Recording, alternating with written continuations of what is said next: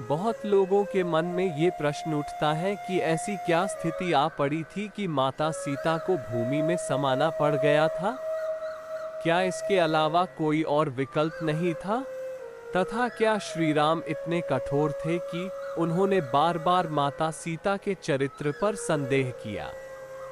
आज हम आपको इन सभी प्रश्नों के उत्तर देंगे तथा बताएंगे कि आखिर क्यों माता सीता को भूमि में समाना पड़ा। तो बिना किसी देरी के शुरू करते हैं आज की प्रस्तुति। जब लव कुश बड़े हो गए तब वे दोनों अपने गुरु वाल्मीकि के आदेशानुसार अयोध्या में गए तथा सभी को रामायण कथा सुनाई। अंत में उन्होंने राज दरबार में स्वयं को श्री राम तथा माता सीता का पुत्र बताया।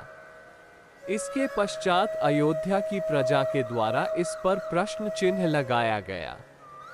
श्री राम ने जब ये सुना तो लोकमत को ध्यान में रखकर उन्होंने सीता को स्वयं यहाँ आकर इसका प्रमाण देने को कहा तथा अपनी शुद्धता की शपथ लेने का आदेश दिया। माता सीता ने जब ये सुना तो उनका मन कुंठित हो गया। इतने वर्षों से अयोध्या की प्रजा के मत को ध्यान में रखकर वे वन में रह रही थी तथा इसके पश्चात भी उनकी शुद्धता का प्रमाण मांगा जा रहा था। इसलिए उन्होंने इस अपवाद को हमेशा के लिए समाप्त कर देने का निश्चय किया, जिससे आगे कभी यह समस्या खड़ी ही ना हो। जब माता सीता राज दरबार में पहुंची तो वहां सभी के सामने उन्हें अपनी शुद्धता की शपथ लेने को कहा गया। ये सुनकर माता सीता ने सभी के सामने शपथ ली कि यदि उन्होंने मन, वचन तथा कर्म से केवल भगवान श्री राम की ही आराधना की है तथा उन्हें ही अपना पति माना हो तो इसी समय ये धरती फट जाए तथा वे उसमें समा जाए। माता सीता के इतना कहते ही एक जोरदार गर्जना हुई तथा धरती फटकर दो हिस्सों में बंट गई। उसमें से धरती माँ अवतरित हुई और उसमें से एक सिंहासन निकला। धरती माँ ने दोनों भुजाएं बढ़ाकर स्वागत पूर्वक सीता को उठाया और प्रेम से सिंहासन पर बिठा लिया। देखते देखते सीता सहित सिंहासन पृथ्वी में लुप्त हो गया।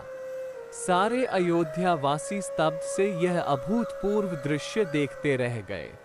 इस संपूर्ण घटना से राम को बहुत दुख हुआ। उनके नेत्रों से अश्रु बहने लगे। वे दुखी होकर बोले, मैं जानता हूँ माँ वसुंधरे, तुम ही सीता की सच्ची माता हो।